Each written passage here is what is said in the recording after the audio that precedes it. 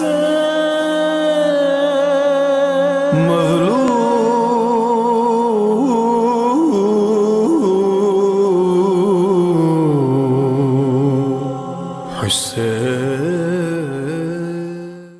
باللہ من الشیطان الرجیم بسم اللہ الرحمن الرحیم الحمدللہ رب العالمین والصلاة والسلام علی محمد وعلی آلہ الطیبین الطاہرین واللعنۃ الدائمۃ علی اعدائہم اجمعین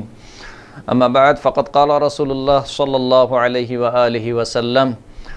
ان الحسن والحسین امامان قاما او قعدا۔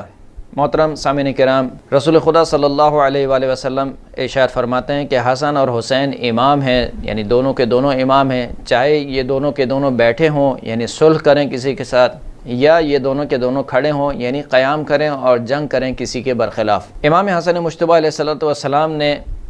جن چیزوں پر امیر شام کے ساتھ صلح کی تھی، ان میں سے ایک اہم چیز یہ تھی کہ امیر شام کو یہ حق حاصل نہیں ہوگا کہ وہ اپنے بعد کسی کو خلیفہ منتخب کرے یا کسی خلیفہ کے لیے بیعت لے۔ اور ایک عالمی اصول ہے، وہ یہ ہے کہ صلح انہی چیزوں پر ہوتی ہے کہ جو جنگ کا سبب بنتی ہیں، یعنی جب بھی دو فریقین میں صلح کی جاتی ہے تو جن نکات پر صلح ہوتی ہے وہی نکات ہوتے ہیں کہ جن نکات پر دونوں فریقین آپس میں جنگ لڑ رہے تھے۔ تو بہرحال امام حسن مجتبیٰ نے یہ شرط رکھی کہ امیر شام کو یہ حق حاصل نہیں ہے کہ وہ کسی کو بھی اپنے بعد خلیفہ منتخب کرے اور اپنے بعد کسی خلیفہ کے لیے بیعت طلب کرے، لیکن جس طریقے سے اور شرائط پر عمل نہیں کیا گیا، اس شرط پر بھی عمل نہیں کیا گیا، یہاں تک کہ الاستیاب کی روایت ملتی ہے کہ سن 50 ہجری میں امام حسن مجتبیٰ علیہ السلام کی شہادت سے کچھ عرصہ قبل امیر شام نے مدینہ کا سفر کیا، اور مدینہ کے سفر کے دوران اس نے عبداللہ ابن جعفر، عبداللہ ابن عباس، عبداللہ ابن زبیر اور عبداللہ ابن عمر، ان سے جو ہے وہ تذکرہ کیا کہ میں یزید کے متعلق بیعت لینا چاہتا ہوں اور یزید کو جو ہے وہ اپنے بعد خلیفہ بنانا چاہتا ہوں۔ ان لوگوں نے سخت مخالفت کی، تو یہ ملاقات جو ہے وہ کوئی نتیجہ خیز ثابت نہیں ہوئی۔ اس کے بعد کی ایک روایت ہے کہ جس کو کامل ابن اسیر میں نقل کیا گیا ہے،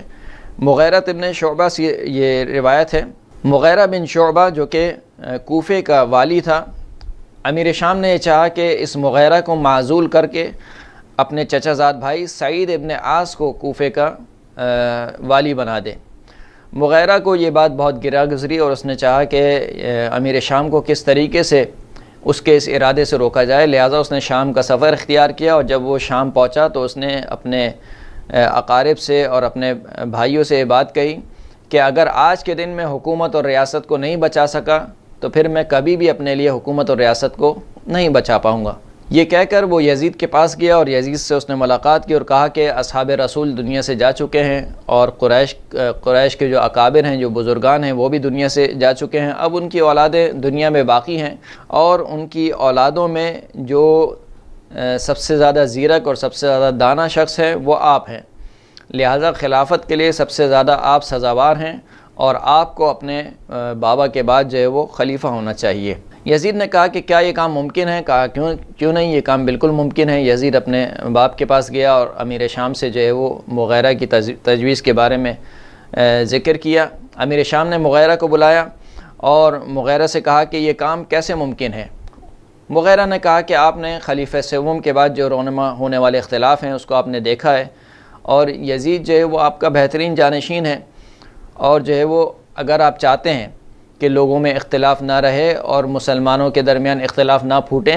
تو یزید کے لیے جو ہے وہ بیعت کو لینا شروع کریں۔ میں آپ کی جانب سے کوفہ میں یزید کے لیے بیعت لوں گا، اور زیاد جو ہے وہ بصرہ میں آپ کی جانب سے یزید کے لیے بیعت لے گا۔ جب امیر شام نے یہ تجویز سنی تو کہا کہ ٹھیک ہے، تم جاؤ کوفہ میں، اور تم ہی کوفہ کے والی ہو، یعنی پہلے حکم دیا تھا کہ معزولی کا حکم دیا تھا، پھر کہا کہ نہیں، تم ہی کوفہ کے والی ہو اور تم جا کر جو ہے وہ کوفہ میں یزید کے متعلق بیعت لو۔ مغیرہ کوفہ پہنچا اور بنی امیہ کے جو لوگ تھے، جو بنی امیہ کو چاہتے تھے، ان کو جمع کیا، اور جمع کرنے کے بعد ان سے یزید کے متعلق بیعت لی، اور پھر ان کو شام بھیجا، کہ روایت میں ان کی تعداد، ایک روایت میں 10 یا 10 سے زیادہ اور ایک روایت میں 40 کے قریب تعداد بتائی جاتی ہے۔